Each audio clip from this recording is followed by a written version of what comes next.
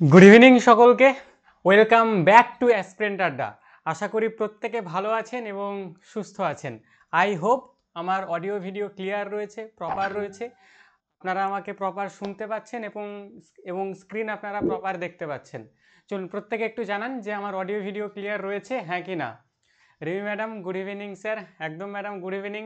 Sangeeta madam, Mamata madam, Disha madam, চলুন প্রত্যেকে একটু জানান হ্যাঁ গুড ইভিনিং, গুড ইভিনিং, প্রত্যেককে good evening. Rakhi madam, Aparna madam, Mampi madam, Sweety madam, Champa madam, চলুন প্রত্যেকে জানিয়েছেন সব কিছু ক্লিয়ার, ক্লিয়ার, অল ক্লিয়ার। একদম একদম প্রত্যেকেরই ক্লিয়ার, কোনো রকম কোনো সমস্যা আপনাদের নেই। একদম চলুন, আপনারা 35 জন জয়েন হয়ে গেছেন, বাহ খুব সুন্দর। ক্লাসের রেকর্ডও অন হয়ে গেছে, কোনো সমস্যা নেই। চলুন আজকে আমরা যে পার্টটা নিয়ে আলোচনা করব সেটা হচ্ছে মৌলিক কর্তব্য, ফান্ডামেন্টাল ডিউটিজ।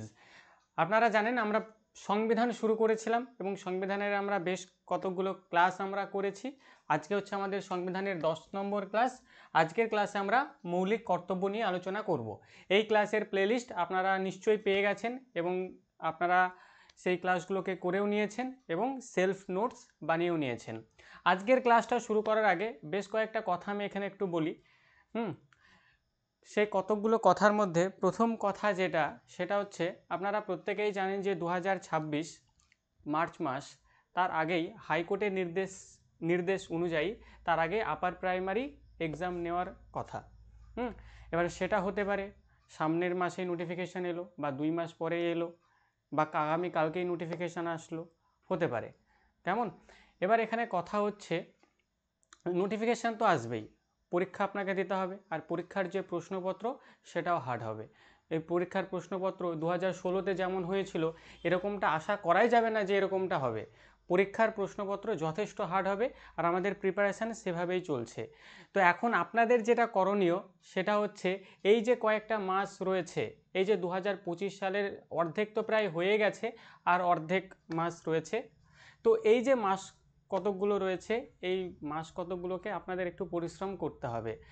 জানি প্রত্যেকের মধ্যেই একটু না একটু সমস্যা তো রয়েছেই, বা তার চেয়ে বেশি সমস্যা রয়েছেই, সংসারের চাপ রয়েছে, ইত্যাদি ইত্যাদি সমস্যা প্রত্যেকের জীবনেই রয়েছে। তো এই সমস্যাগুলোকে একটু সাইডে রেখে এই কয়েকটা মাস প্রত্যেককেই বলছি একটু পরিশ্রম করতে হবে। আপনারা পরিশ্রম করুন, আমরা আমাদের অ্যাসপিরেন্ট আড্ডার টিচার যারা রয়েছে তারা তাদের সর্বস্বটা দিয়ে দেবে। এবং আপনারা জানেন আমাদের অ্যাসপিরেন্ট আড্ডাতে যে সমস্ত টিচাররা রয়েছে আর কি, প্রত্যেক টিচারই কিন্তু ইয়াং, তাই না?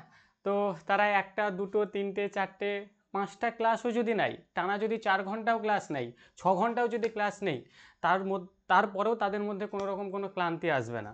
তো আপনারা একটু পরিশ্রম করুন, আমরা আমাদের সর্বস্বটা দিয়ে দেব, কিন্তু পরিশ্রম আপনাদের লাগবে।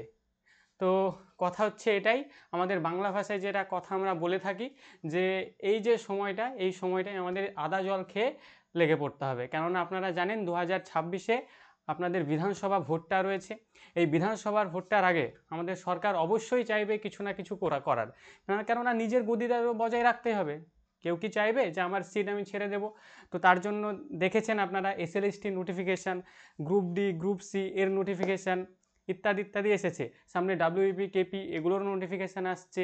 প্রাইমারিতে যারা পাস করে আছেন আর কি, তাদের জন্য একটা ভালো খবর সামনে আসতে চলেছে। তো এই যে কতগুলো মাস আপনাদের জন্য কিন্তু ভীষণ একটা ভালো সুযোগ। এই সময়গুলো যদি ওয়েস্ট করে দেন তাহলে এই সামনে যে ভোটটা হয়ে যাবে না, তারপরে কবে যে এক্সাম আসবে, কী যে কী হবে কিছুই খুঁজে পাবেন না। তো তার জন্য প্রত্যেককেই বলবো সময় এখনও চলে যায়নি, সময় এখনও আছে কিছু করার। তো সমস্যা রয়েছে, সমস্যাগুলোকে একটু সাইডে রেখে নিজের সর্বস্বটা দিয়ে, নিজের 100% দিয়ে পরিশ্রমটা চালিয়ে যান। নিজের 100%টা দিন, বাদবাকি আমাদের ওপর ছেড়ে দিন। কিভাবে কি করতে হবে, কোথায় থেকে কি PYQ পড়তে হবে, A to Z সব এখানে আপনাদের করানো হবে। শুভ সন্ধ্যা স্যার, একদম শুভ সন্ধ্যা। তো এই হচ্ছে ব্যাপার। তো প্রত্যেককেই বলবো এই কয়েকটা মাস নিজের সর্বস্বটা এই জায়গায় দিয়ে দিন, সততার সঙ্গে পড়াশোনাটা চালিয়ে যান। ডেফিনেটলি আপনি নিজেকে যে জায়গায় দেখতে চাইছেন 2 থেকে 3 বছর পর, অবশ্যই নিজেকে সেই জায়গায় দেখতে পারবেন। একদম অবশ্যই ভালো খবর, প্রত্যেকের জন্যই ভালো খবর। তো তো চলুন আজকের ক্লাস আমরা শুরু করব। আজকে আমাদের আলোচ্য বিষয় হচ্ছে মৌলিক কর্তব্য। তো এই মৌলিক কর্তব্য আলোচনা করার আগে আমরা একটু প্রিভিয়াস যে জায়গাগুলো রয়েছে সেগুলো নিয়ে একটু রিক্যাপ করে নিই, যেটাকে আমরা ইংরেজিতে বলি রিক্যাপ করা। একটু আমরা যদি রিক্যাপ করি তাহলে আমরা কি দেখব? আমরা দেখেছিলাম যে আমাদের যে ভারতীয় সংবিধান, সংবিধান তো একটা বইয়ের মতো, এই হচ্ছে একটা বই, এটা হচ্ছে মনে করুন আমাদের সংবিধান বই। এই সংবিধান বইয়ে আমাদের টোটাল কতগুলো আর্টিকেল রয়েছে?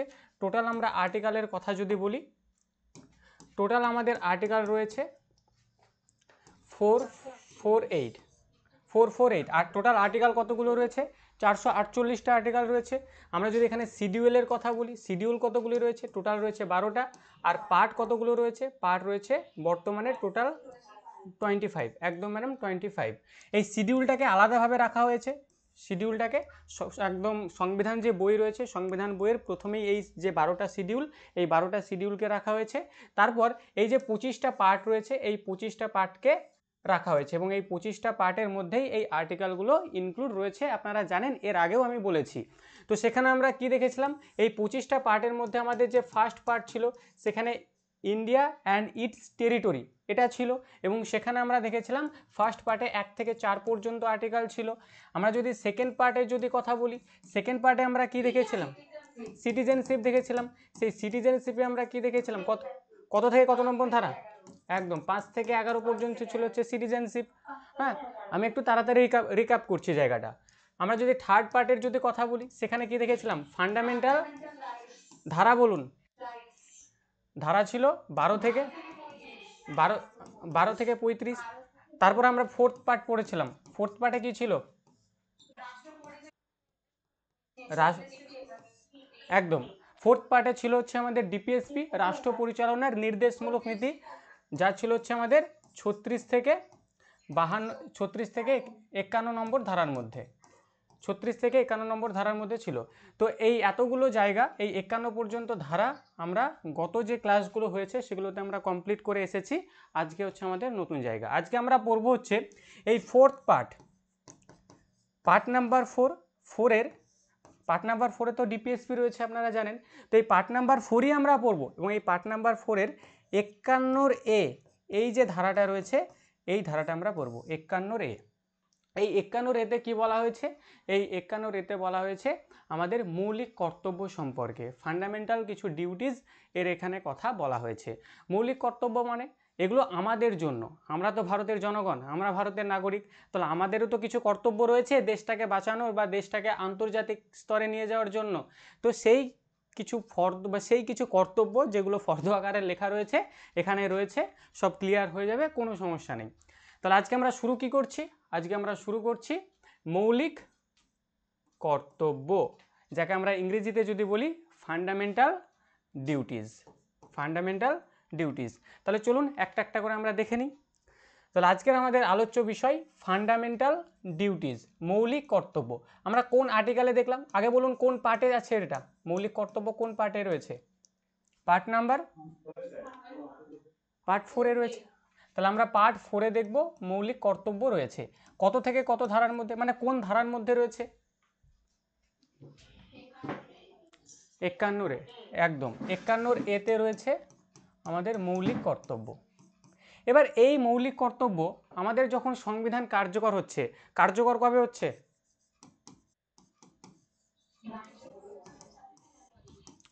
একদম 1950 26 জানুয়ারি এই দিন কার্যকর হয়। এখান থেকে আরেকটা ডেট একটু খেয়াল রাখবেন, গৃহীতটা কবে হচ্ছে?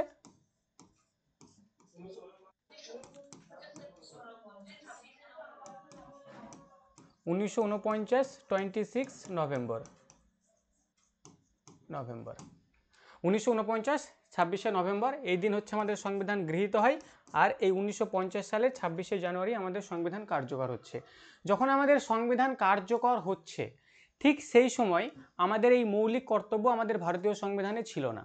মৌলিক কর্তব্য কি ছিল না? আমাদের ভারতীয় যে সংবিধান সেখানে ছিল না। তাহলে একে নিয়ে আসা হলো কবে? একে নিয়ে আসা হলো ওই যে আমরা প্রস্তাবনাতে পড়েছিলাম, প্রস্তাবনাতে 3টে ওয়ার্ড সংযুক্ত করা হয়েছিল। কবে বলুন তো? 1976 42তম সংশোধন। একদম রেয়া ম্যাডাম, 1942 সালে 1942 সালে, 1976 সালে, 1976 সালে, একদম ম্যাডাম, 1976 সালে আমাদের সংবিধানের 42তম সংবিধান সংশোধন করা হলো। সংবিধান সংশোধন করা হলো। এবং এই সংশোধনটা এর আগেও আমরা পড়েছিলাম, ওই যে আমাদের প্রস্তাবনাতে 3টে শব্দকে ইনক্লুড করা হয়েছিল, আর প্রস্তাবনা একবারই সংশোধন করা হয় এবং সেখানে 3টে শব্দ ইনক্লুড করা হয়। সেই 3টে শব্দ কি কি?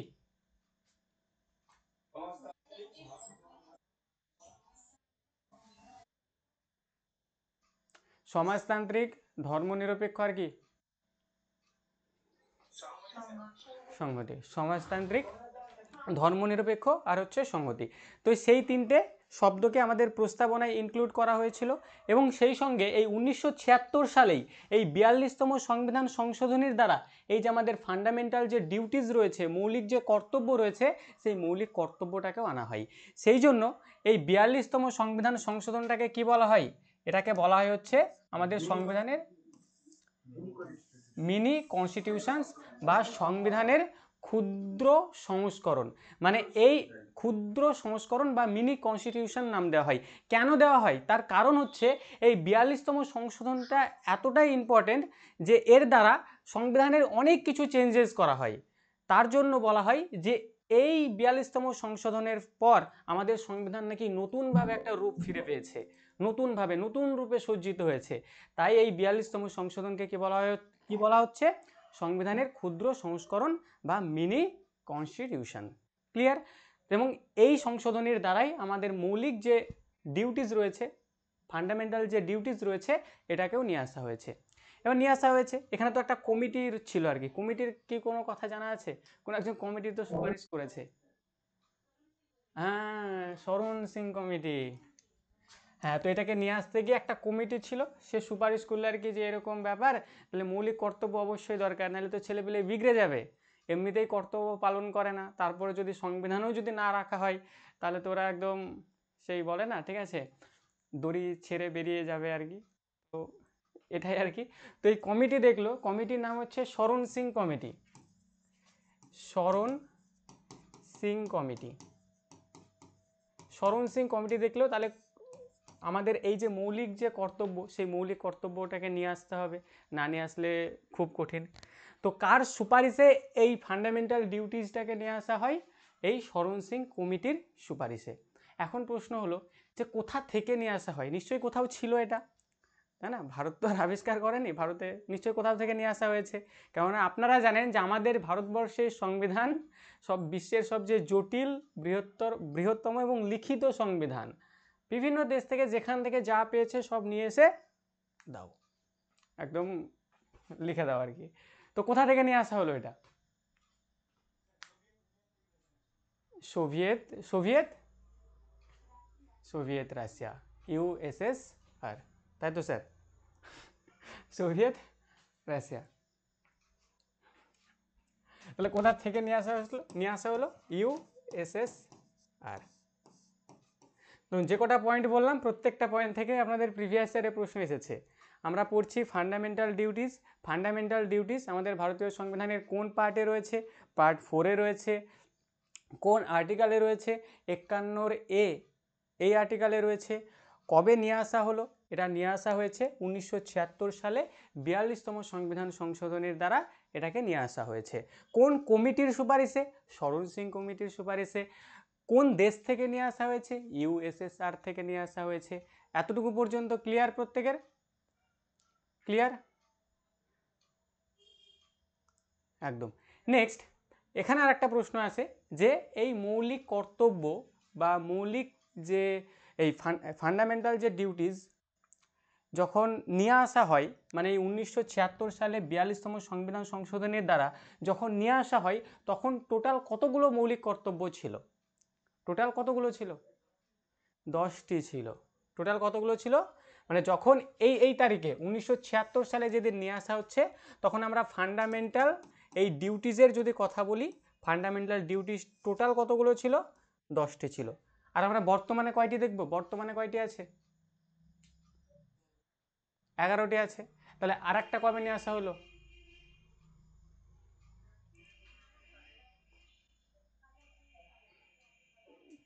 একদম, এটা আপনার ওই এর আগেই পড়েছেন, 45 আর্টিকেল, তারপর ওখানে 45-এর আর্টিকেল, তারপর ওই 21-এর শিক্ষার অধিকার আইন যেটা। তো এই 10টা ছিল 1976 সালে 42তম সংশোধন যখন হলো, যখন নিয়ে আসা হলো মৌলিক কর্তব্যকে, তখন 10টা ছিল। পরবর্তীকালে দেখলো ওই যে 6 থেকে 14 বছর পর্যন্ত ওই যে ছোটকা যারা আছে, বাচ্চা যারা আছে, তাদেরকে ঠিকঠাকভাবে শেখাচ্ছে না। কারা শেখাচ্ছে না? অবভিয়াসলি তার মা বাবা।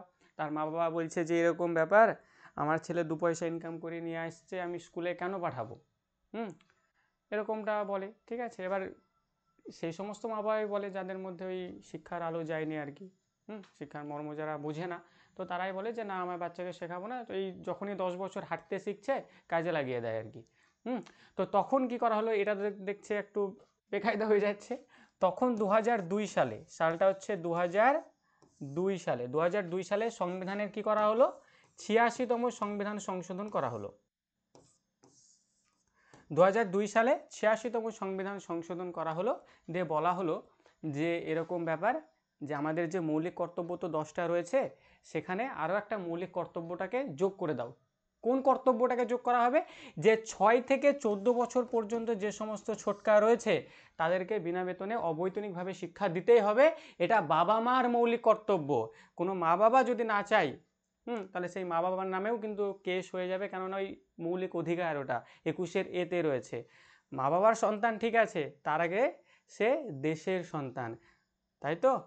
কেননা দেশ, সেই সন্তানটা হওয়ার পিছনে আর কি দেশেরও একটা অবদান অবশ্যই রয়েছে। কেননা স্বাভাবিকভাবেই আমাদের এই যে স্বাস্থ্য বা এই যে আমাদের প্রোটেক্ট করছে আর কি পাকিস্তানিদের হাত থেকে, এখানে তো দেশ করছে আর কি, নাহলে তো সেই সন্তানটা হতোই না, তাই তো স্যার? তো অবশ্যই দেশের তো অবদান রয়েছেই। তো এখানে বলা হচ্ছে 6 থেকে 14 বছর পর্যন্ত যে সমস্ত ছোটকা বাচ্চা যারা রয়েছে, তাদেরকে বিনা বেতনে অবৈতনিকভাবে শিক্ষা দিতে হবে বা পড়াতেই হবে, এটা বাবা মার একটা মৌলিক কর্তব্য। তাহলে অ্যাট প্রেজেন্ট যদি দেখি আমাদের মৌলিক কর্তব্যের সংখ্যা কয়টি? অ্যাট প্রেজেন্ট আমরা মৌলিক কর্তব্য যদি দেখি, আমাদের টোটাল মৌলিক কর্তব্যের সংখ্যা হচ্ছে 11টি। বলুন, এতটুকু পর্যন্ত প্রত্যেকের ক্লিয়ার? একটু সাইন আপ বাটনে একটু প্রেস করে প্রত্যেকে জানাবেন, সরি ওই লাইক যে বাটনটা রয়েছে। হ্যাঁ চলুন, বাহ খুব সুন্দর।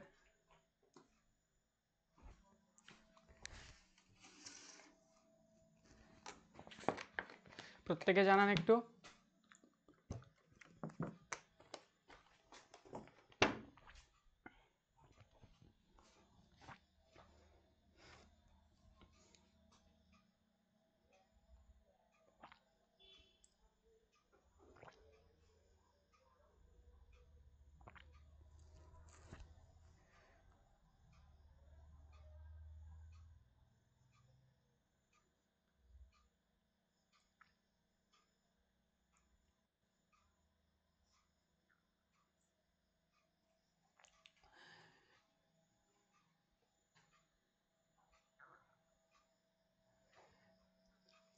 স্যার আরেকবার পুরোটা বলে দিন, প্রথম থেকে জাস্ট একবার। ঠিক আছে ম্যাডাম, জাস্ট আরেকবার হচ্ছে, আমরা আজকের ক্লাসে মৌলিক কর্তব্য সম্পর্কে পড়ছি বা ফান্ডামেন্টাল ডিউটিস সম্পর্কে পড়ছি।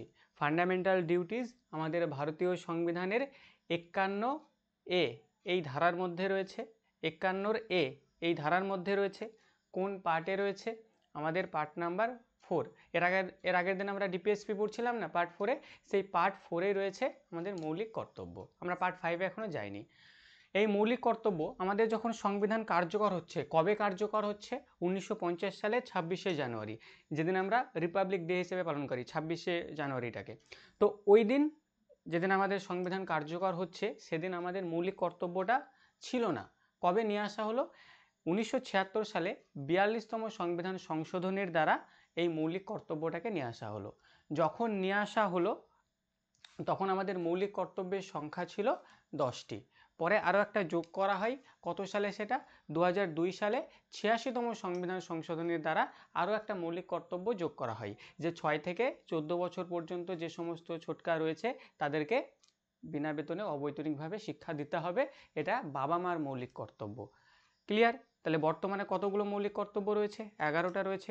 এখানে একটা কমিটি সুপারিশ করেছিল মৌলিক কর্তব্যটাকে নিয়ে আসার জন্য। সেই কমিটির নাম হচ্ছে শরণ সিং কমিটি। আর কোন দেশ থেকে নিয়ে আসা হয়েছে? ইউএসএসআর, সোভিয়েত রাশিয়া থেকে নিয়ে আসা হয়েছে। এটুকুই বলেছি। প্রত্যেকটা লাইন থেকেই প্রশ্ন এসেছে, প্রিভিয়াস ইয়ার প্রশ্ন দেখানো হবে, যেগুলো এসেছে সেগুলোই করানো হচ্ছে, বাইরে কিছু করানো হচ্ছে না। চলুন, আশা করি এতটুকু ক্লিয়ার। তাহলে আমাদের টোটাল বর্তমানে মৌলিক কর্তব্যের সংখ্যা কয়টা? মৌলিক কর্তব্যের সংখ্যা হচ্ছে 11টা। তাহলে সেই 11টা মৌলিক কর্তব্য আমাদের একটু পরপর পড়ে নিতে হবে, কেননা এখানে প্রশ্ন এভাবেই আসে যে নিম্নলিখিত কোনটি মৌলিক কর্তব্য নয়, নিম্নলিখিত কোনটি মৌলিক কর্তব্য, কেমন কি প্রশ্ন এসেছে সেগুলোও দেখানো হবে আপনাদের। চলুন একটা একটা করে আমরা মৌলিক কর্তব্যগুলোকে পড়তে থাকি। তো ফান্ডামেন্টাল ডিউটিস বা মৌলিক কর্তব্যের প্রথমে যেটা বলা হচ্ছে যে সংবিধানকে মান্য করতে হবে। কে করবে মান্য? আমাদেরকে করতে হবে। যেহেতু আমরা ভারতের নাগরিক, ভারতের সিটিজেন, আমাদেরকে সংবিধানকে মান্য করতে বলা হচ্ছে। আর নাগরিকত্ব আমি পড়িয়েছি, ডিটেলসে পড়িয়েছি, এবং তার যে সংশোধনী ছিল সেটাও পড়িয়েছি। অবশ্যই প্লেলিস্টে ক্লাস পেয়ে যাবেন, অবশ্যই ক্লাসগুলোকে একটু দেখে রাখবেন। তো সংবিধানকে মান্য করতে হবে, আমাদের যে সংবিধান রয়েছে, আমাদের যে কনস্টিটিউশনস রয়েছে তাকে মান্য করতে হবে। এবং সংবিধানের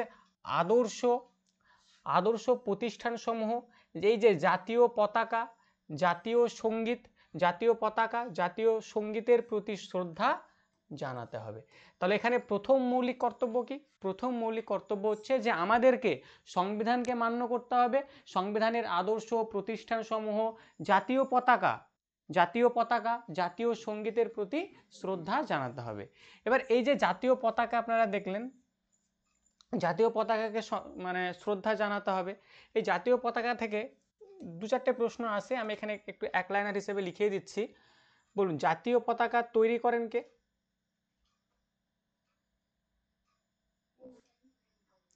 হ্যাঁ, তো এর তৈরি করেন যদি বলে, যেটা এসেছে সেটাই লেখাচ্ছি। হ্যাঁ বলুন স্যার।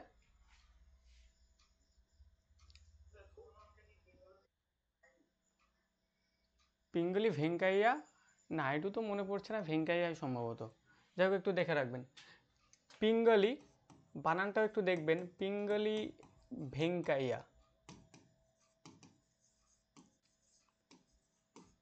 ভেঙ্কাইয়া। এনার বাড়ি হচ্ছে, অনেক সময় বাড়িও জিজ্ঞাসা করে, সম্প্রতি এসএসসিতে জিজ্ঞাসা করা আছে এই পিঙ্গলি ভেঙ্কাইয়ার বাড়ি, বাড়ি কোথায়? বাড়ি হচ্ছে এপি। এপি মানে কি? এপি মানে হচ্ছে অন্ধ্রপ্রদেশ, অন্ধ্রপ্রদেশে হচ্ছে এর বাড়ি। হ্যাঁ, আমরা এই জাতীয় পতাকার যদি মানে যে সাইজ রয়েছে, এই সাইজের যদি অনুপাত যদি দেখি, অনুপাতটা কতটুকু থাকে? অনুপাতটা কেমন থাকে? 3:2 থাকে। হ্যাঁ হ্যাঁ, 3:2 থাকে। মানে যদি দৈর্ঘ্যই যদি 3 ফুট হয়, তাহলে প্রস্থই 2 ফুট হবে। দৈর্ঘ্যই যদি দু বাস হয়, বাস মানে বোঝেন তো, যেগুলো দাঁড়িয়ে থাকে আর কি, ঠিক আছে? দৈর্ঘ্যই দু বাস 3 বাস হলে প্রস্থই 2 বাস হবে, ঠিক আছে? ইত্যাদি ইত্যাদি। এবং এর যদি আমরা শেপটা যদি দেখি, এটা কেমন হয়ে থাকে? আয়তক্ষেত্রের মতো, আয়তক্ষেত্র। প্রত্যেকেই জানেন এটা। এবং এখানে 3টা রং আপনারা দেখতে পাবেন। সবার উপরে যে রংটা দেখতে পাবেন সেটা কি? গেরুয়া। সবার উপরে থাকবে গেরুয়া, মাঝে থাকবে সাদা, আর একদম নিচে থাকবে সবুজ। এই প্রশ্নগুলো আগে আসতো, এখন দেয় না। এদের মাঝে একটা অশোক চক্র থাকে। এই অশোক চক্রের দণ্ড কতগুলো থাকে বলুন তো? দণ্ড 24টা দণ্ড থাকে। আচ্ছা, আর একটা বলুন, এই দণ্ডগুলোর রং কেমন? নেভি ব্লু বা নীল, নীল। আর এই অশোক চক্র এগুলোর আবার প্রতীক রয়েছে আর কি, যেমন গেরুয়া যে রংটা, এটা হচ্ছে তেজ ও ত্যাগের প্রতীক। সাদা যে রংটা, এটা হচ্ছে শান্তির প্রতীক। সবুজটা কিসের প্রতীক? হ্যাঁ, সমৃদ্ধি ইত্যাদির প্রতীক। আর এখানে হচ্ছে আপনার এই অশোক যে চক্রটা, এটা হচ্ছে উন্নতি ও অগ্রগতির প্রতীক। এগুলো আগে আসতো, এখন সেভাবে আসে না। এই হচ্ছে আমাদের পতাকা। তো এই যে আমাদের পতাকা রয়েছে, প্রত্যেকেই কম বেশি পতাকা দেখেছেন বা চেনেন। এই পতাকাটাকে আমাদের শ্রদ্ধা জানাতে হবে, আমাদের ভারতের পতাকা, তাই না? এর সম্মান অনেক উপরে। তারপরে রয়েছে আমাদের জাতীয় সঙ্গীত। আমাদের জাতীয় সঙ্গীত। জাতীয় সঙ্গীতের নাম কি? আমাদের জাতীয় সঙ্গীত কোনটা? জাতীয় সঙ্গীত কোনটা? হ্যাঁ, জনগণ।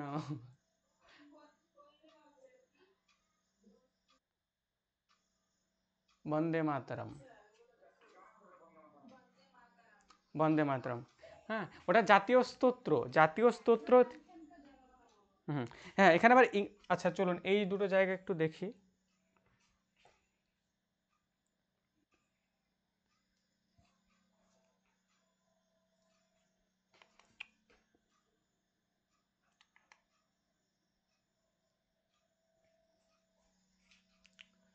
চলুন এই জায়গাটা একটু দেখি। একটা হচ্ছে কি হ্যাঁ, একটা হচ্ছে জাতীয় সঙ্গীত।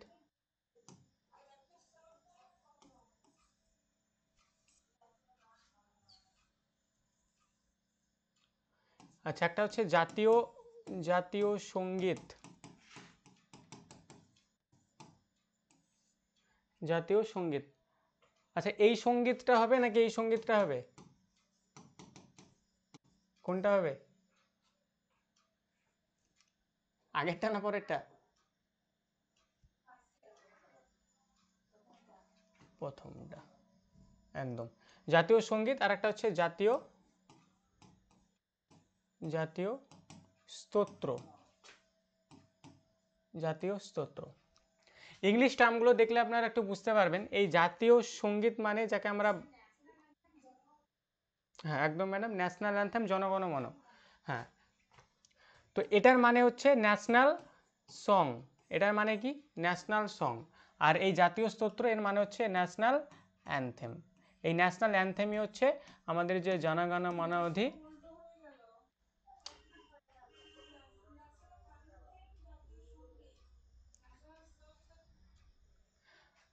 আচ্ছা চলুন একটু বলি, ঠিক আছে? আর একবার বলতে বলছেন, চলুন আর একবার একটু দেখি। আমি বললাম যে ন্যাশনাল সং, ন্যাশনাল সং কি?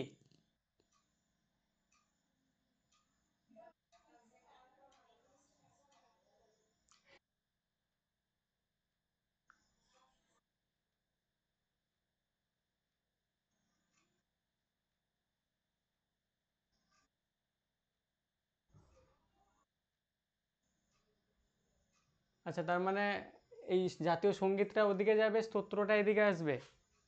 আচ্ছা আমি একটু বলি, তা আমি কি ভুল জানতাম এতদিন যাবৎ?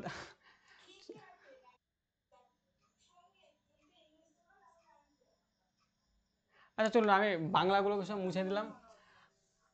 আচ্ছা, এখানে এটুকু বলুন যে ন্যাশনাল যে ন্যাশনাল ন্যাশনাল সং, ন্যাশনাল সংটা কি? বন্দে মাতরম। হ্যাঁ, হ্যাঁ কি না? বন্দে মাতরম। আচ্ছা, ন্যাশনাল সং হচ্ছে বন্দে মাতরম। হ্যাঁ, ন্যাশনাল সং হচ্ছে বন্দে মাতরম। আর আমি যদি ন্যাশনাল অ্যানথেমের যদি কথা বলি, তাহলে এটা কি? জনগণ। বলুন ঠিক আছে এবার? ঠিক আছে এবার? নাকি আরও কিছু আসবে যাবে হবে? ঠিক আছে চলুন এটুকুই জানুন এবার। যেটা, হ্যাঁ এখান থেকে দু একটা প্রশ্ন আসে, একটু চলুন একটু চটপট একটু দেখে নিই। তো প্রথমে আমরা এই যে জনগণ মন, এর সিঙ্গার কে? কে গেয়েছেন এটা? রবীন্দ্রনাথ ঠাকুর।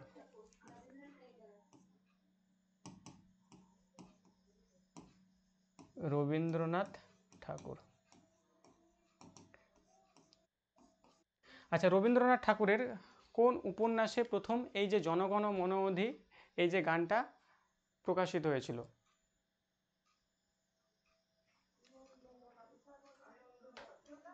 আনন্দমঠ কোন? আনন্দমঠ তো এইদিকে না। আনন্দমঠ, হ্যাঁ আনন্দমঠ ঠিকই বলেছেন, তবে ওদিকে হবে না, এদিকে হবে। কেননা বন্দেমাতরম এর সিঙ্গার যদি দেখি, এটা হচ্ছে বঙ্কিমচন্দ্র। হ্যাঁ, বঙ্কিমচন্দ্র চট্টোপাধ্যায়। চট্টোপাধ্যায়। হ্যাঁ, এবার এখানে আনন্দমঠ। আনন্দ আনন্দমঠ। এখানে হচ্ছে আনন্দমঠ। এখানে কোথায় রবীন্দ্রনাথ ঠাকুরের? হ্যাঁ, তত্ত্বাবধানী।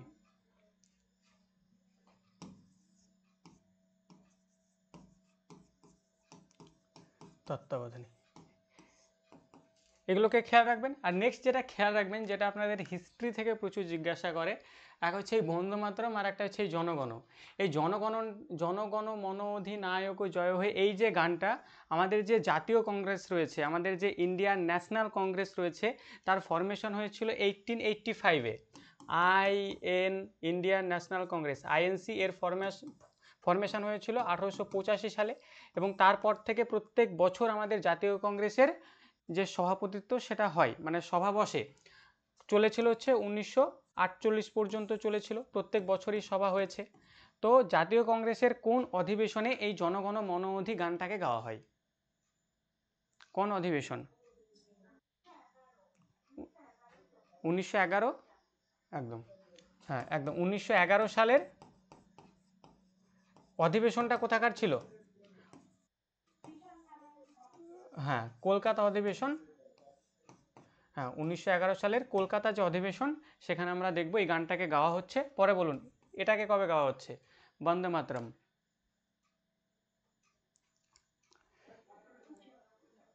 হুম, একদম 1896।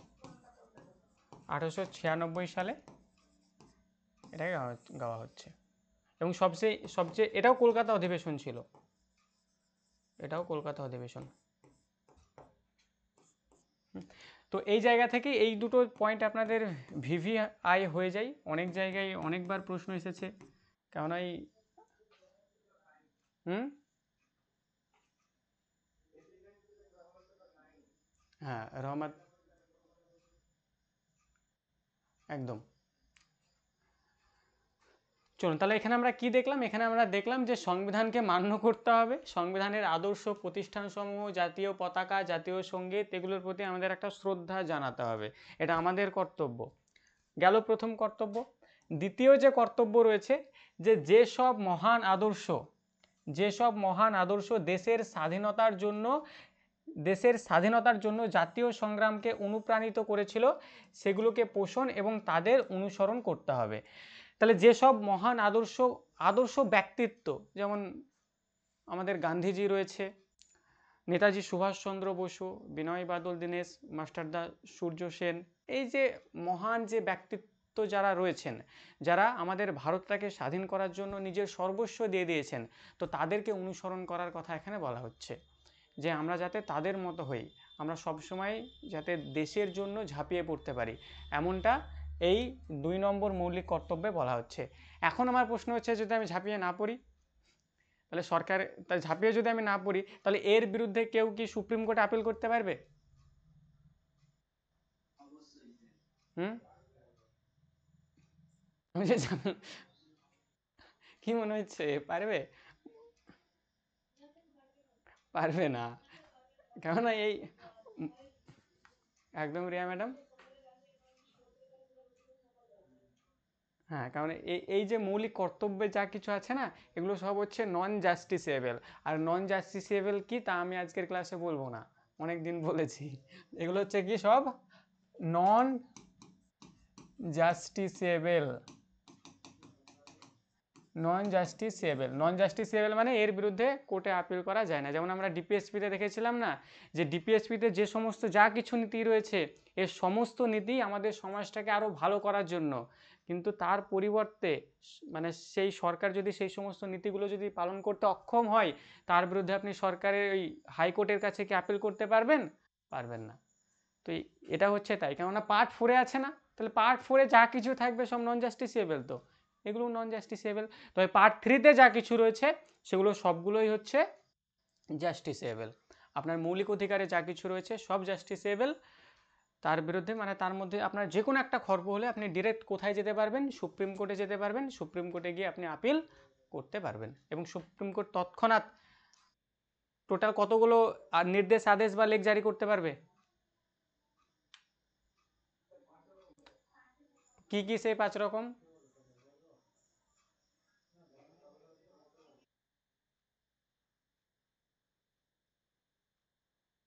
একদম। কোন ধারায় রয়েছে এগুলো?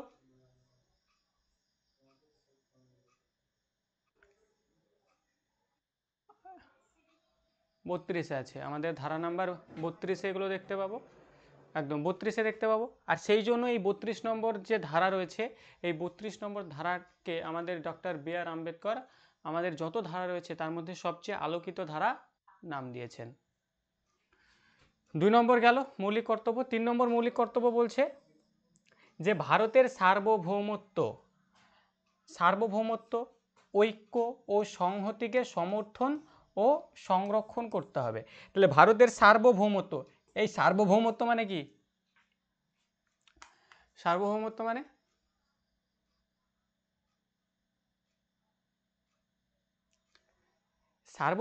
মানে হচ্ছে আমাদের ভারতবর্ষে বসবাসকারী যে সমস্ত নাগরিক যারা রয়েছে, যেমন আমরা রয়েছি, আমরা কোনো কিছুর নিয়ন্ত্রণের অধীনে নয়, আমরা স্বাধীন। যে আমাদেরকে কেউ নিয়ন্ত্রণ করছে এমনটা নয়, আমরা সার্বভৌম, আমরা স্বাধীন।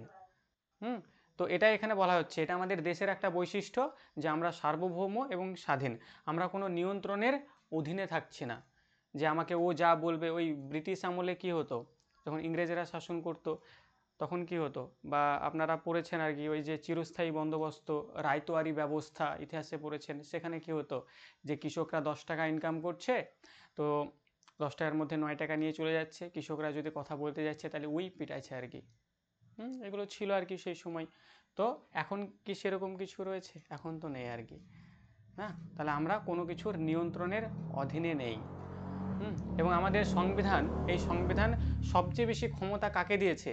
সবচেয়ে বেশি ক্ষমতা দিয়েছে আমাদের জনগণকে, সিটিজেনকে।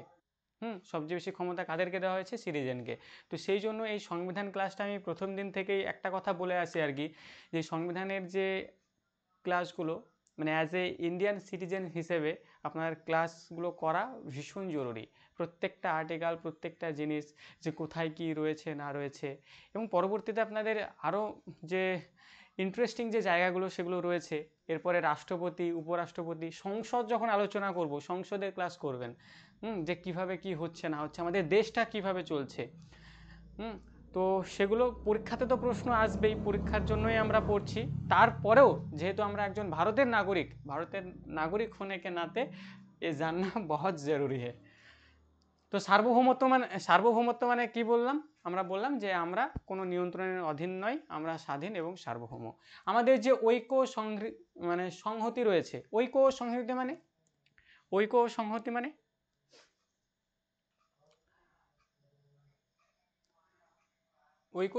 মানে হচ্ছে আমাদের মধ্যে বা আমাদের সিটিজেনের মধ্যে একটা ভ্রাতৃত্ববোধ যে সম্পর্ক আর কি, ভাই ভাইয়ের যে সম্পর্ক, সেটাকে বজায় রাখার কথা বলা হচ্ছে। সমর্থন ও সংরক্ষণ আমাদের করতে হবে। এটা 3 নম্বর আমাদের মৌলিক কর্তব্য। 4 নম্বর মৌলিক কর্তব্যে কি বলছে? যে দেশ রক্ষা ও জাতীয় সেবা কার্যে আত্মনিয়োগের জন্য ডাকা হলে সাড়া দিতে হবে। যে দেশ রক্ষা ও জাতীয় সেবা কার্যে আত্মনিয়োগের জন্য ডাকা হলে সাড়া দিতে হবে। এবং এখানে আমরা একটা আর্টিকেল পড়েছিলাম যে মানুষকে বেগার খাটানো নিষিদ্ধকরণ করা হয়েছে। এটা আমাদের ভারতীয় সংবিধানের কোন আর্টিকেলে বলুন তো?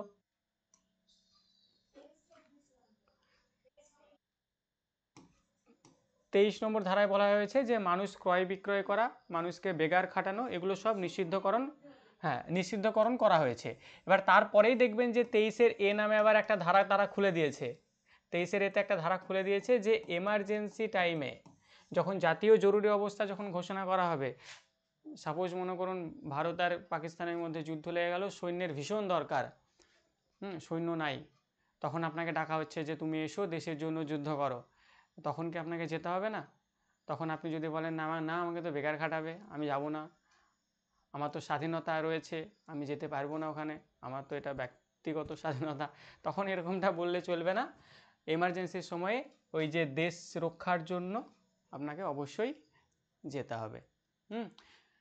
তো এখানের এই মৌলিক কর্তব্যেই সেই কথাটাই বলা হচ্ছে যে দেশ রক্ষা ও জাতীয় সেবা কার্যে আত্মনিয়োগের জন্য ডাকা হলে অবশ্যই সাড়া দিতে হবে। সাড়া না দিয়ে ঘরের মধ্যে খিল দিয়ে বসে থাকলে চলবে না। অবশ্যই সাড়া দিতে হবে, কেননা দেশটা তো আমাদের আগে, সবার আগে। 4টে বললাম, এখানে 5 নম্বর একটা রয়েছে আর কি, 5টা আপনারা দেখতে পাচ্ছেন না। 5টা এখানে বলছে যে ধর্মগত, ভাষাগত, অঞ্চলগত বা শ্রেণীগত বিভেদের ঊর্ধ্বে ঊর্ধ্বে কোনো রকম কোনো বিভেদ করা যাবে না, এটা আমাদের 5 নম্বরেতে বলা হচ্ছে। এবং এটা আমরা পড়েছিলাম আমাদের 15 নম্বর আর্টিকেল। 15 নম্বর আর্টিকেলে কী ছিল বলুন? 15 নম্বর আর্টিকেল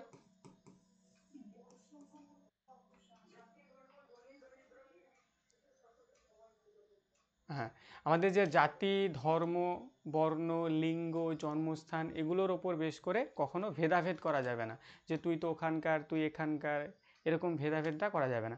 তবে আমাদের রাষ্ট্রটাকে একটু ভালো স্তরে নিয়ে যাওয়ার জন্য বা রাষ্ট্রের ব্যবস্থাকে আরও ঠিকঠাক রাখার জন্য সরকার বিশেষ কিছু জায়গায় বিশেষ কিছু ছাড় সেখানে দিতে পারে। তো আমাদের 5 নম্বর যে মৌলিক কর্তব্য সেখানেও ঠিক, হ্যাঁ, আমাদের 5 নম্বর যে মৌলিক কর্তব্য সেখানেও বলা হচ্ছে যেরকম ভেদাভেদ করা যাবে না, সেটা ধর্ম হোক, অঞ্চলগত হোক, ভাষাগত হোক, শ্রেণীগত হোক, এর ঊর্ধ্বে গিয়ে সবার মধ্যে একটা ভ্রাতৃত্ববোধ এর যে সম্পর্ক সেটা আমাদের প্রত্যেককেই গড়ে তুলতে হবে। ক্লিয়ার? এটা আমাদের 5 নম্বর যে মৌলিক কর্তব্য রয়েছে এখানে বলা হচ্ছে। তাহলে আমরা 1, 2, 3, 4, 5 5টা মৌলিক কর্তব্য পড়লাম। বলুন 5টা মৌলিক কর্তব্য ক্লিয়ার হ্যাঁ কিনা একটু জানান।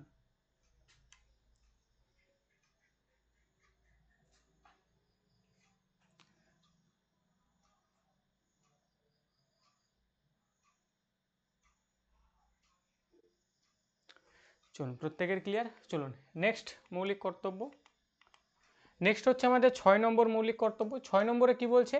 যে আমাদের দেশের মিশ্র সংস্কৃতির গৌরবময় ঐতিহ্যকে মূল্য প্রদান ও সংরক্ষণ করতে হবে। আমাদের দেশের মিশ্র সংস্কৃতির গৌরবময় ঐতিহ্য মানে আমাদের দেশের যে সমস্ত সংস্কৃতি রয়েছে যেগুলো আমাদের অনেক প্রাচীনকাল থেকে চলে আসছে আর কি। যেমন এক্সাম্পল যদি দিই, আমাদের কিছু স্থাপত্য রয়েছে, যেমন আমাদের তাজমহল, কুতুব মিনার, রেড ফোর্ট, কোণারকের সূর্য মন্দির, তারপর ইলোরা গুহা, অজন্তা গুহা, এই যে কিছু স্থাপত্য এগুলো তো অনেক আগে থেকেই আমাদের ভারতবর্ষে চলে আসছে আর কি। তো এই সমস্ত যে গৌরবময় ঐতিহ্য এগুলোকে সমর্থন করতে হবে এবং সংরক্ষণ করতে হবে। এটা এখানে বলা হচ্ছে মূল্য প্রদান ও সংরক্ষণ করতে হবে। এটা 6 নম্বর আর্টিকেলে এই 6 নম্বর মৌলিক কর্তব্যে বলা হচ্ছে। 7 নম্বরে কি বলা হচ্ছে? আমাদের যে বনভূমি রয়েছে, বনভূমি মানে আমাদের যে বন রয়েছে, সুন্দরবন যেমন একটা বন, আমাদের যে হ্রদ রয়েছে, নদী রয়েছে, বন্যপ্রাণী, এগুলো সব জিওগ্রাফির পার্ট। বনভূমি, হ্রদ, নদী, বন্যপ্রাণী এসব জিওগ্রাফিতে সব আপনাদের করানো হবে, কোনো ভয় নেই। তো বনভূমি, হ্রদ, নদী, বন্যপ্রাণী সহ প্রাকৃতিক পরিবেশের সংরক্ষণ ও উন্নতি এবং জীবজন্তুর প্রতি মমত্ববোধ প্রকাশ করতে হবে। তাহলে আমাদের প্রথমত হচ্ছে বনভূমিকে আমাদের সংরক্ষণ করতে হবে, কেননা বনভূমি আমাদের ভীষণ ইম্পর্টেন্ট। বনভূমি যদি না থাকে না তাহলে কিন্তু সব খবর হয়ে যাবে। হ্রদ রয়েছে, হ্রদেও আমাদের প্রচুর জীববৈচিত্র্য থাকে, কিন্তু বর্তমানে হ্রদ বুঝিয়ে সেখানে 3তলা ফ্ল্যাট বানানো হচ্ছে, বিভিন্ন ধরনের শপিং মল বানানো হচ্ছে।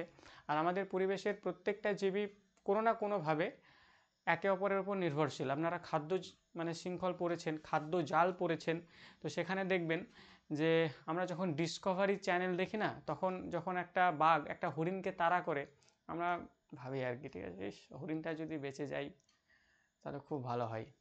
কিন্তু নিয়ম এটাই যে বাঘ হরিণকে খাবে। যদি হরিণকে না খায় তাহলে ঘটনাটা কি ঘটবে? বাঘের সংখ্যা বেড়ে যায়, বাঘের সংখ্যা কমে যাবে, বাঘ তো না খেতে পেয়ে মারা যাবে, তাই না? আর বাঘ যদি না খেতে পেয়ে মারা যায় তাহলে হরিণের সংখ্যা বেড়ে যাবে। এবার হরিণের সংখ্যা যদি বেড়ে যায়, হরিণ সব ঘাস পাতা লতা পাতা যেখানে যা কিছু আছে সব খেয়ে নেবে। আর সেই ঘাস পাতা লতা পাতা খেয়ে যে সমস্ত ছোটো ছোটো পোকামাকড় যারা ছিল তারা সব মারা যাবে। তার মানে বুঝতে পারছেন, একটা জিনিস আমাদের পৃথিবীতে যদি না থাকে ভালো হবে। একটা জিনিস যদি না থাকে পৃথিবীতে তাহলে তার প্রভাব আমাদের পুরো বাস্তুতন্ত্রে পড়বে। তো তার জন্য হ্রদও বুঝিয়ে ফেলা যাবে না, নদীর সেবা তো করতেই হবে। এই যে বন্যপ্রাণী এগুলোকেও সংরক্ষণ করতে হবে। কিন্তু বর্তমানে ওই চোরা শিকার যেভাবে বেড়েছে, আমাদের গ্রামে 2-4 জন আছে, ওরা পাখি মেরে বেড়ায়, কোনো কাজ নাই ওদের, ঠিক আছে, এমনিতেই পাখির সংখ্যা কমছে, কাককেও ছাড়ে না ওরা আবার, কিছু বলতে গেলেই ওই গাইল, সেটা বলাও যায় না। ছোটো তো ওরা, ঠিক আছে, বেশি বড় হয়নি, ছোট, যাই হোক, বড় হলে আস্তে আস্তে সব বুঝবে, ঠিকঠাক হয়ে যাবে। তো বন্যপ্রাণী মারা যাবে না, প্রাকৃতিক পরিবেশের সংরক্ষণ করতে হবে, আমাদের যে ন্যাচারাল যে সমস্ত রিসোর্সগুলো রয়েছে সেগুলোকে সংরক্ষণ করতে হবে এবং তার উন্নতি ও জীবজন্তুর প্রতি একটু মমত্ববোধ প্রকাশ করতে হবে, এটা হচ্ছে আমাদের মৌলিক কর্তব্য। এখানে বলা হয়েছে, এবার এগুলো মানতে হবে, তার কোনো মানে আছে? মানলাম না, তাই না? পরে 8 নম্বরে কি বলা হচ্ছে, যে বৈজ্ঞানিক দৃষ্টিভঙ্গি, মানবিকতাবোধ, অনুসন্ধিৎসা ও সংস্কারমূলক মনোভাবের প্রসার সাধন আমাদের করতে হবে। 9 নম্বরে বলা হচ্ছে আমাদের যে জাতীয় সম্পত্তি রয়েছে তাদের রক্ষণাবেক্ষণ করতে হবে, হিংসার পথ পরিহার করতে হবে, যা আমাদের বর্তমানে খুবই কঠিন একটা কাজ হয়ে দাঁড়িয়েছে। অন্য কেউ চাকরি পেয়ে গেলেই না খুব হিংসা হয়, আরে হিংসা নয়, চেষ্টা করতে হবে। একদম। তো জাতীয় সম্পত্তি রক্ষণাবেক্ষণ করতে হবে, কিন্তু রক্ষণাবেক্ষণ কে আর করে? এদিকে আমরা যখন ক্লাস 11-12-এ পড়ি আর কি, 11-এ তো নয়, ক্লাস 12-এ, তো ক্লাস 12-এ যখন পড়তাম তখন ছেলেপুলেও ছিল আর কি ভীষণ বদমাইশ। তো যেদিন একদম ছুটি আর কি, সেদিন একদম সেই ফ্যান দেখবেন পদ্মফুল থাকে সব, মানে ওপরে যত ফ্যান সব পদ্মফুল হয়ে গেছে, আর বেঞ্চ যতগুলো ছিল আর কি সব কোনায় পড়ে আছে। এটা তো আমাদের স্কুলে হয়েছেও, এবং সেই সঙ্গে দেখবেন মাধ্যমিক উচ্চ মাধ্যমিকের সময় আমরা অন্য স্কুলে পরীক্ষা দিতে যাই, নিশ্চয়ই নিজের স্কুলে দেয় না, কেননা জানে যে ছেলেপুলে কেমন, তো আমরা অন্য স্কুলে পরীক্ষা দিতে গিয়েছিলাম, সেখানেও সেই একই কেস। মানে শেষ পরীক্ষার দিন, আগে না, আগে হলে তো আগে তো করবে না, ওরাও জানে, ওরাও চালাক আছে। শেষ পরীক্ষার দিন ওই, হ্যাঁ, দ্য বয়েজ, শেষ পরীক্ষার দিন ওখানেও সেম অবস্থা। তো এরকমটা করলে হবে না, ওটা হচ্ছে জাতীয় সম্পত্তি, আমাদেরই সম্পত্তি। কেননা ওই যে বেঞ্চ ভাঙা, ফ্যান ভাঙা, ওই টাকা সব আমাদের কাছ থেকেই সরকার তুলবে, সরকারকে নিজের থেকে তুলবে, বা ওই যে ভাঙার টাকাগুলো কি ওই টিচাররা কি দেবে? নিশ্চয়ই দেবে না।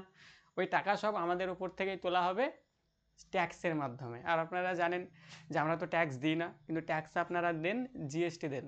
যারা এই যে চাকরি আপনারা করবেন, দেখবেন যখন বেতনটা দেওয়া হবে তার আগে দেখবেন ট্যাক্স কেটে নেবে সরকার। ছেলেরা বোঝে না। না ম্যাডাম, কিছু ভালো ছেলেও তো থাকে, তাই না? তারা অবশ্যই বোঝে। মেয়েদের মধ্যেও আছে ম্যাডাম, ঠিক আছে, মেয়েরাও যে ভালো এমনটা নয়। কেমন আমাদের ক্লাস 11-12 তো ছেলে মেয়ে একসঙ্গে ছিল। হ্যাঁ, ওই যে শরীফুল স্যার বলছে মেয়েরা খুব খারাপ, না কি বলছে এটা? হ্যাঁ, সব ছেলেরা সমান নয় ম্যাডাম। তো যাই হোক, ওটা ওই যে জেন্ডার বায়াস না কি সব, জেন্ডার স্টেরিওটাইপ এগুলো হয়ে যাচ্ছে না ভাস্কর স্যারের, ওগুলো তো সিডিপি ক্লাসে হবে একটু। চলুন, এখানে কি বলছে, জাতীয় সম্পত্তি রক্ষণাবেক্ষণ করতে হবে, তাহলে ওটা আমাদের জাতীয়ই সম্পত্তি। স্কুল কলেজ ওগুলো আমাদের জাতীয় সম্পত্তি, ওখানে আমরা যাই করব সব আমাদের ওপর থেকে তোলা হবে, আমাদের জিএসটি। আমরা একটা শ্যাম্পু কিনলেও সেখানে জিএসটি আমাদের দিতে হয়, জিএসটিটা আমরা সরাসরি দিই না, যে শ্যাম্পুর মালিকের কাছ থেকে সরকার নিয়ে নেয়, সরকার আমাদের কাছ থেকে সেই মালিক আমাদের কাছ থেকে নিয়ে নেয়। তো যাই হোক, জাতীয় সম্পত্তি রক্ষণাবেক্ষণ করতে হবে, যেমন আমাদের এয়ারপোর্ট রয়েছে, তারপর কি রয়েছে, এটা রেল স্টেশন রয়েছে। বর্তমানে দেখবেন রেল স্টেশন আবার ভাঙাভাঙি হয়, বিভিন্ন জায়গায় রেল স্টেশন পুড়িয়ে দেয়। আরে বাবু, ওগুলো পুড়িয়ে দিলে সেই সরকার তো আমাদের উপর থেকেই টাকা নেবে, দিয়ে ওগুলোকে আবার বানাবে নতুন করে, নিজের থেকে তো টাকা দেবে না। তো এগুলোর রক্ষণাবেক্ষণ আমাদের করতে হবে। 10 নম্বরে বলছে যে সকল ক্ষেত্রে জাতীয় উন্নতির উৎকর্ষ এবং গতি বজায় রাখার উদ্দেশ্যে ব্যক্তিগত ও সমষ্টিগত সকল কাজে চরম উৎকর্ষের জন্য সচেষ্ট হতে হবে।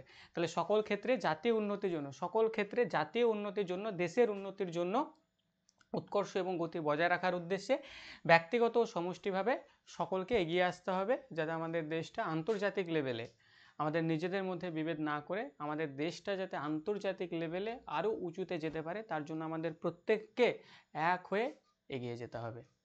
ক্লিয়ার? আর 11 নম্বর ছিল, এখানে দেখা যাচ্ছে না, 11 নম্বরে তো বলাই হলো। 11 নম্বরে ছিল হচ্ছে ওই যে 6 থেকে 14 বছর পর্যন্ত যে সমস্ত ছোটকা রয়েছে তাদেরকে বিনা বেতনে অবৈতনিকভাবে শিক্ষা দিতে হবে, এটা হচ্ছে বাবা মার একটি মৌলিক কর্তব্য।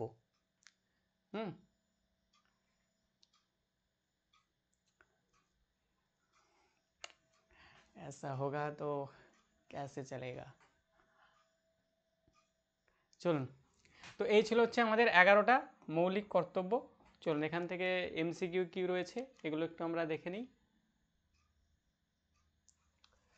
চলুন, এতটুকু পর্যন্ত আশা করি প্রত্যেকের ক্লিয়ার। প্রথম এমসিকিউ কি বলছে, চলুন আপনারা আনসার করুন।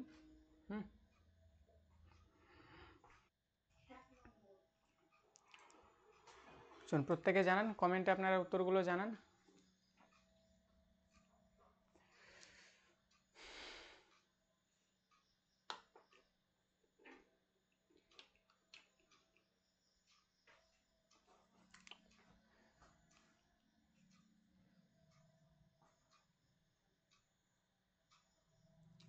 চলুন, এখানে কি বলেছিল যে 86তম সংশোধনী আইন দ্বারা কোন মৌলিক কর্তব্য যোগ করা হয়েছিল?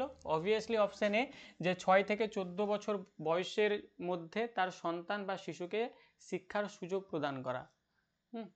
এই প্রশ্নগুলো, এখানে যে প্রশ্নগুলো রয়েছে সমস্ত প্রশ্নই আপনাদের WBCS প্রিলিমসে আসা প্রশ্ন, WBCS প্রিলিমসে আসা প্রশ্ন, এবং যেমনই লেখা ছিল তেমনই তোলা হয়েছে, এবং অপশনসগুলো এরকমই ছিল। হ্যাঁ, 2002 সালে।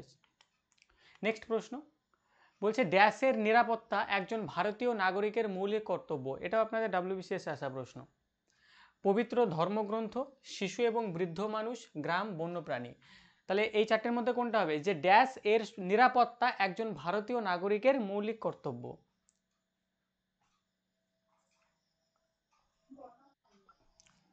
চলুন তাহলে এখানে যদি অপশানসগুলো যদি দেখি, বলছে পবিত্র যে ধর্মগ্রন্থ রয়েছে এর নিরাপত্তা একজন ভারতীয় নাগরিকের মৌলিক কর্তব্য। অবশ্যই এটাও হতে পারে, হবে না তো এমনটা নয়। যে যার ধর্মগ্রন্থ রয়েছে তাকে তো অবশ্যই সম্মান করবে, এবং তার যে নিরাপত্তার দায়িত্ব তাকে অবশ্যই নিতে হবে। তো এর নিরাপত্তা একজন ভারতীয় নাগরিকের মৌলিক কর্তব্য, অবশ্যই হ্যাঁ। শিশু এবং বৃদ্ধ মানুষের নিরাপত্তা, এটাও হতে পারে। গ্রাম মানে আমাদের যে ভিলেজ রয়েছে এর নিরাপত্তা, এটাও হতে পারে। কিন্তু এখানে যদি মোস্ট ইম্পর্টেন্ট যদি দেখি সেটা হচ্ছে বন্যপ্রাণী, যে বন্যপ্রাণী এর নিরাপত্তা একজন ভারতীয় নাগরিকের মৌলিক কর্তব্য। মানে আনসারগুলোকে বিবেচনা করার পর সবচেয়ে আমি যদি বেশি প্রায়োরিটি কোনো অপশানকে দিই সেটা হচ্ছে এই অপশান ডি, বন্যপ্রাণী। নেক্সট, নিম্নলিখিত কোনটি মৌলিক দায়িত্বের তালিকাভুক্ত নয়? নিম্নলিখিত কোনটি মৌলিক দায়িত্ব মানে হচ্ছে মৌলিক কর্তব্য, মৌলিক কর্তব্যের অন্তর্ভুক্ত নয়?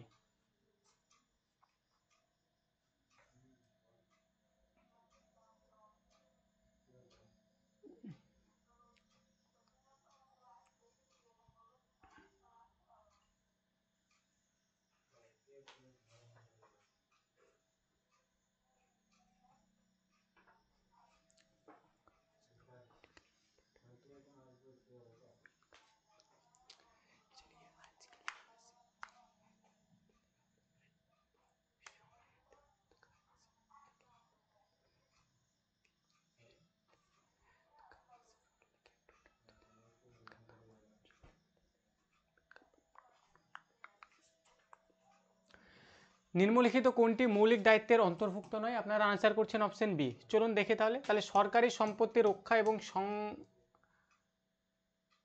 সহিংসতা পরিহার করা, মানে সহিংসতা মানে হিংসাটাকে পরিহার করার কথা বলছে এখানে, তাহলে অবশ্যই এটা তো মৌলিক কর্তব্য। প্রাকৃতিক পরিবেশের রক্ষা এবং উন্নতি করা, এটাও তো মৌলিক কর্তব্য।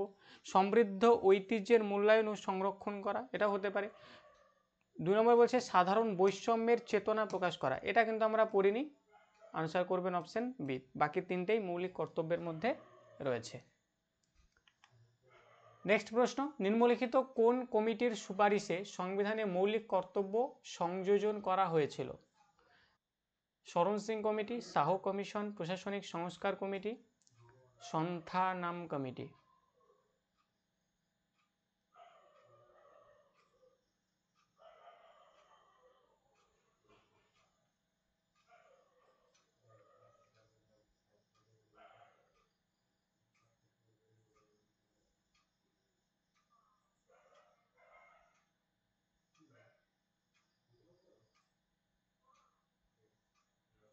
আনসার প্রত্যেকেই করছেন অপশন এ, শরণ সিং কমিটি, কিছু নেই এর মধ্যে, প্রত্যেকেই আনসার করছেন। নেক্সট প্রশ্ন, জাতীয় পতাকা এবং জাতীয় সঙ্গীতের প্রতি শ্রদ্ধা নিম্নলিখিতগুলির মধ্যে কোনটিকে বর্ণিত করে? প্রতিটি নাগরিকের মৌলিক অধিকারের মধ্যে রয়েছে এটা, রাজ্য নীতির নির্দেশক নীতিসমূহ এটা, নাকি প্রতিটি নাগরিকের সাধারণ দায়িত্ব, নাকি প্রতিটি নাগরিকের মৌলিক দায়িত্ব?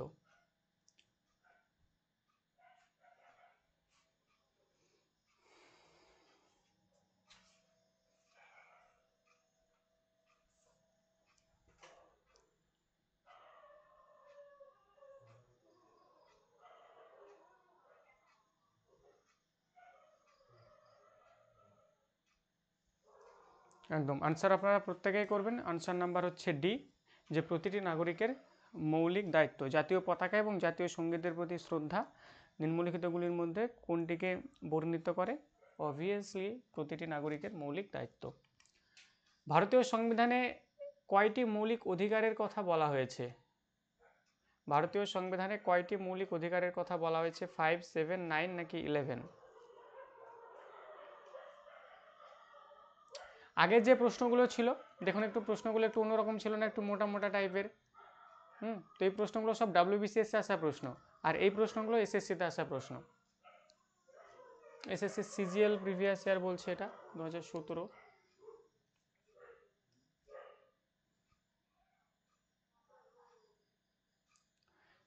তাহলে অবশ্যই এর আনসার করবেন কি 11, মানে হচ্ছে 11টি। নেক্সট প্রশ্ন, মৌলিক কর্তব্যগুলি ড্যাশ থেকে গৃহীত হয়। এখানে একটা ড্যাশ ছিল, কোথা থেকে গৃহীত হচ্ছে? French constitution, Indian constitution, Spanish নাকি USSR?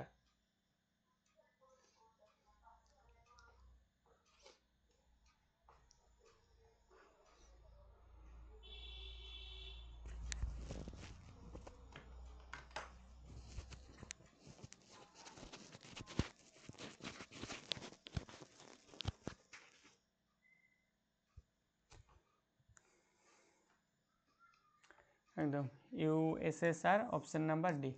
নেক্সট প্রশ্ন, আচ্ছা অনেকটা বড় দিয়েছে, চলুন একটা একটা করে পড়ি আমরা।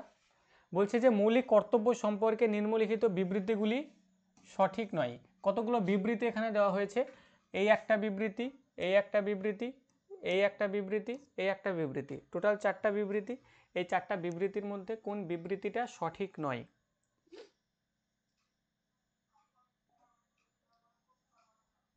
এখানে অপশনসগুলো দেওয়া হয়েছে, যে অপশন A অ্যান্ড B মানে 1 এবং 2 আর নট কারেক্ট, মানে ঠিক নয়। 2 এবং 3 আর নট কারেক্ট। আচ্ছা বাকি অপশনসগুলো দেখা যাচ্ছে না, যাই হোক আপনারা বলুন যে কোনগুলো ঠিক নয়। বাকিগুলো একটু মুছে গেছে আর কি। চলুন একটা একটা করে আমরা পড়ি। যে মৌলিক কর্তব্যগুলি সংবিধানের 51 ক অনুচ্ছেদের 4র্থ ভাগে অন্তর্ভুক্ত করা হয়েছে, এই বক্তব্যটা বলুন। হ্যাঁ ঠিক কি ঠিক নয়? সঠিক একদম। প্রথম বক্তব্য তো একদমই সঠিক, কেননা 51 ক মানে 51 এ বা 51 ক একই জিনিস, অনুচ্ছেদের 4র্থ ভাগে অন্তর্ভুক্ত করা হয়েছে। মৌলিক কর্তব্যগুলি সংবিধানে সন্নিবেশিত হয়েছিল 42তম সংবিধান সংশোধনী আইন, 42তম সংবিধান সংশোধনী 1976 দ্বারা। তাহলে এটাও তো একদমই ঠিক, 2 নম্বর বক্তব্য ঠিক। তো 2 নম্বর বক্তব্য, 2 নম্বর বক্তব্য ঠিক। 3 নম্বর বক্তব্য যদি দেখি, 3 নম্বর বক্তব্য কি বলছে? যে মৌলিক কর্তব্যগুলি ভারতে বসবাসকারী প্রত্যেক ব্যক্তিকে পালন করতে হবে। অবশ্যই এটাও তো ঠিক, যে মৌলিক যে কর্তব্যগুলি রয়েছে এগুলো আমাদের ভারতে অবস্থিত বা ভারতে বসবাসকারী প্রত্যেক ব্যক্তিকে পালন করতে হবে, ভারতে বসবাসকারী। তবে এর মধ্যে যদি কেউ পালন না করে তাহলে তো দেশের কিছু করার নাই, কিন্তু প্রত্যেকটা নাগরিকেরই পালন করা অবশ্যই দরকার। প্রত্যেকটা নাগরিক যদি পালন করে দেশ অনেক এগোবে। নেক্সট বলছে 86তম সংবিধান সংশোধনী আইন 2006 দ্বারা একাদশ মৌলিক কর্তব্য যুক্ত করা হয়, এই বক্তব্যটা। হ্যাঁ এটা তো ভুল হয়ে গেল, তাহলে সব ঠিক একজন বলছিলেন, সব ঠিক তো না। এখানে এই যে 2006 লাগিয়ে দিয়েছে, যে 2006 তো হবে না, 2002 হবে। তাহলে এই 4 নম্বর বক্তব্য ভুল হয়ে গেল। তাহলে কোনগুলি সঠিক নয়? তাহলে 1 নম্বর যেটা হবে আর কি, যে 4 নম্বর বক্তব্য। অপশানসগুলো নিচে দেখা যাচ্ছে না, যে এই যে 4 নম্বর যে বক্তব্য সেটা সঠিক নয়, বাকিগুলো সবগুলোই সঠিক। বলুন বোঝা গেল? বলুন।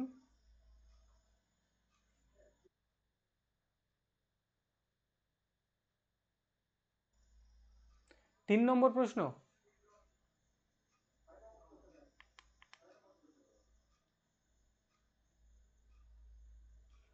ও হো হো হো, এখানে তো মৌলিক অধিকারের কথা বলা হয়েছে না। তাহলে মৌলিক অধিকার বললে তো আর 4 হবে না। মৌলিক অধিকার কয়টা? ভারতীয় সংবিধানে কয়টি মৌলিক অধিকার রয়েছে? 6টা রয়েছে, এবার 6টা তো অপশানে নেই, তাহলে আনসার করবেন 7টা। কিন্তু এখানে অপশানটা মৌলিক অধিকার হবে না, এখানে মৌলিক কর্তব্য হবে। এটা একটু হ্যাঁ, মৌলিক কর্তব্য হবে। মৌলিক কর্তব্য হলে আনসার হবে 11। আর মৌলিক অধিকার তো আমরা পড়েছিলাম, মৌলিক অধিকার আমাদের টোটাল রয়েছে, যখন সংবিধান কার্যকর হচ্ছে তখন ছিল হচ্ছে 7টা, কিন্তু অ্যাট প্রেজেন্ট যদি দেখি, বর্তমানে যদি দেখি, বর্তমানে কতগুলো রয়েছে? 6টা রয়েছে। কেন 6টা রয়েছে? কেননা ওই যে রাইট টু প্রপার্টি যেটা ছিল, সম্পত্তি, হ্যাঁ, সম্পত্তির অধিকারটিকে বাদ দেওয়া হয়েছে। এবার কেন বাদ দেওয়া হয়েছে তার একটা উদাহরণ আমি আপনাদের দিয়েছিলাম। বা এখন ওই বর্তমানে যেটা থাকে আর কি, যে আমার সম্পত্তি আমার ছেলে পাবে, তার সম্পত্তি তার ছেলে পাবে। যেমন আমার সম্পত্তি আমার বাবার, মানে বাবার সম্পত্তি আমার বাবার সম্পত্তি আমি পাবো। এরকমটা, এটা যদি আমার মৌলিক অধিকার থাকে। হ্যাঁ, ট্রেন লাইনের ব্যাপারটা বলেছিলাম, এটাও একটা কারণ। হ্যাঁ, তো মনে করুন যে আমার সম্পত্তি, আমার বাবার যে সম্পত্তি রয়েছে সেটা আমি পাবো, এটা যদি আমার মৌলিক যদি কর্তব্য হয়ে থাকে, এই মৌলিক যদি অধিকারের মধ্যে যদি থাকে, তাহলে ঘটনাটা কী ঘটবে? যে আমি আমার বাবাকে মারবো, বকবো, যা ইচ্ছা তাই করব, তাও বাবার সম্পত্তি আমাকেই দিতে হবে, এটা মৌলিক কর্তব্য। যদি না দেয় তাহলে আমি সুপ্রিম কোর্টে দৌড়াবো। তো সেই জন্য সম্পত্তির অধিকার থেকে বাদ দিয়ে দিয়েছে যে না বাবু, হ্যাঁ, এবার তোমার বাবা যদি না চায় না, তোমার বাবা না দিতেও পারে তোমাকে সম্পত্তি। তো এই সম্পত্তির অধিকার থেকেই বাদ দিয়ে দিয়েছে। এবার বাবার ইচ্ছে হলো দিল, ঠিক আছে, যে তুমি বাবার সম্পত্তি তুমি পাবাই এমনটা না। তো বাদ দেওয়া হয়েছে। কবে বাদ দেওয়া হয়েছে? 1978-এ 44তম সংবিধান সংশোধনীর মাধ্যমে বাদ দেওয়া হয়েছে। রাখা হয়েছে কোথায়? রাখা হয়েছে 300A এর যে আর্টিকেল রয়েছে ওখানে রাখা হয়েছে, একটা লিগাল রাইট হিসেবে রাখা হয়েছে, জাস্ট একটা আইনি অধিকার হিসেবে রাখা হয়েছে। দ্বাদশ অধ্যায়ে ওগুলো সব বলা হয়েছে। চলুন, এবার আশা করি ক্লিয়ার হয়েছে। তো আজকের ক্লাসে আমরা শুধুমাত্র মৌলিক যে কর্তব্য ছিল এটা আলোচনা করলাম। ভেবেছিলাম আজকে পার্ট 5 শুরু করব, কিন্তু পার্ট 5 আজকে আর শুরু করছি না, কেননা শুরু করলে তো শেষটাও করতে হবে, কেননা একটা জায়গা তো অর্ধেক রেখে দিলে হবে না, সেটাকে পুরোটা শেষ করাও লাগবে। তো পার্ট 5 আজকে আমরা শুরু করছি না, পার্ট 5 শুরু করব সম্ভবত আগামীকাল। আগামীকাল আমার দুটো ক্লাস থাকবে, জিওগ্রাফিও থাকবে, পলিটিও থাকবে। জিওগ্রাফি আপনাদের ইন্ডিয়ান রিভার সিস্টেম চলছে, ইন্দাস রিভার সিস্টেম আমি করিয়েছি, আমি গঙ্গা আর ব্রহ্মপুত্র, এই হচ্ছে রিভার সিস্টেম। রিভার সিস্টেমের পর আমরা soil, climate, vegetation, transport system যা কিছু আছে ওখানে যাব, পুরো ইন্ডিয়ানটা কভার করে তারপরে আমরা যাব হচ্ছে ওয়েস্ট বেঙ্গল জিওগ্রাফিতে। আর আপনাদের পলিটি যদি কথা বলি, আমরা পার্ট 4 টোটালি কমপ্লিট করলাম। পরবর্তী দিন আমরা পার্ট 5 নিয়ে বিস্তারিতভাবে আলোচনা করব, এবং পার্ট 5 হচ্ছে আপনাদের সবচেয়ে ইম্পর্টেন্ট পার্ট। আমরা টোটাল কতগুলো পার্ট পড়েছি? 25টা পার্ট পড়েছি। সেই 25টা পার্টের মধ্যে যদি বলা হয় সবচেয়ে ইম্পর্টেন্ট পার্ট কোনটা, সবচেয়ে ইম্পর্টেন্ট পার্ট হচ্ছে part 5। Sir history, Bengali, English কবে কবে হবে? হ্যাঁ, হিস্ট্রি, বেঙ্গলি এগুলো যদি দেখেন, এগুলো সেভাবে ক্লাস আপনাদের এখনও হয়নি, দুটো একটা এইভাবে হয়েছে। আমার জিওগ্রাফি এবং পলিটি এই ক্লাসগুলোই আপনাদের বেশি হয়েছে, বাকি ক্লাসগুলো আপনাদের হয়ে যাবে, কোনো চাপ নেই। সিলেবাস আছে, অ্যাসপিরেন্ট অ্যাডার টিচার রয়েছে। এবং একটু আগে প্রথমে আমি একটা কথা বললাম যে এমনও সময় গেছে আর কি যে ভোর 4টা অবধিও ক্লাস হয়েছে, এখনও হবে, কোনো সমস্যা নেই। যে আমাদের টিচাররা হাঁপিয়ে যায় এমনটা নয় আর কি, চলে ক্লাস।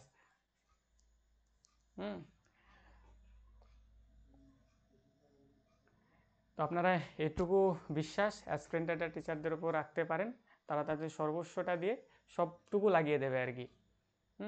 কোনো সমস্যা নেই, আপনারা আপনাদের পরিশ্রমটা করুন, এবং কোথা থেকে কিভাবে কি পড়তে হবে না পড়তে হবে, কোথাকার কি PYQ রয়েছে, কোন জায়গা থেকে কি পড়তে হবে, A to Z সব আপনাদের করানো হবে।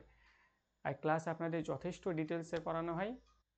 এর বাইরে আশা করি ঠিক আছে প্রশ্ন থাকবে না। এরপর থিওরি ক্লাস হয়ে যাওয়ার পর তারপর আপনাদের MCQ প্র্যাকটিসে যাওয়া হবে, এবং MCQ প্র্যাকটিসও সেখান থেকে আপনারা করবেন। তো এটুকু বলতে পারি, শুধুমাত্র আপার প্রাইমারি টেট নয়, আপনাদের সামনে কম্পিটিটিভ যত এক্সাম রয়েছে, যেখানে পলিটি, জিওগ্রাফি এই যে সাবজেক্টগুলো রয়েছে জিকে জিএসের মধ্যে, সব এক্সাম উদ্ধার হয়ে যাবে। এবং ক্লাসগুলো সেভাবেই করানো হচ্ছে, এবং প্রিভিয়াস ইয়ার প্রশ্ন দেখেছি। এই যে এতটা কনফিডেন্স পাচ্ছি, কিসের উপর পাচ্ছি? অবশ্যই PYQ প্রশ্ন দেখেছি, তারপরেই পাচ্ছি, এমনি তো পাচ্ছি না। তো অবশ্যই এটুকু বিশ্বাস আপনারা রাখতে পারেন। তো আজকের ক্লাসটা আমরা এই পর্যন্তই রাখলাম।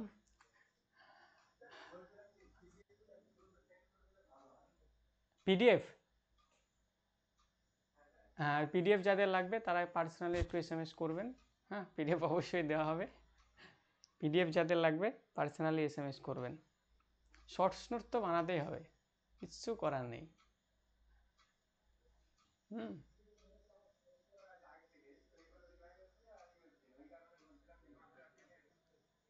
ঠিক আছে, কোনো ব্যাপার নেই, আমরা সব সময় আপনাদের স্বার্থে হাজির। আপনাদের যেমনভাবে যা করলে ভালো হবে আমরা সেটাই করব, কোনো সমস্যা নেই। ঠিক আছে, তো আজকের ক্লাসটা আমরা এই পর্যন্তই রাখছি। अभी के लिए बस इतना ही। आपकी तरह मैं भी मायूस हूँ, दिल दुखा है ज़रूर लेकिन टूटा तो नहीं, उम्मीद का दामन छूटा तो नहीं। চলুন প্রত্যেকে শুভরাত্রি, আবারও দেখা হচ্ছে আগামীকাল নতুন একটি ক্লাসের সঙ্গে। আগামীকাল দুটো ক্লাস হবে। চলুন প্রত্যেকে লেফট করুন, শুভরাত্রি প্রত্যেককে।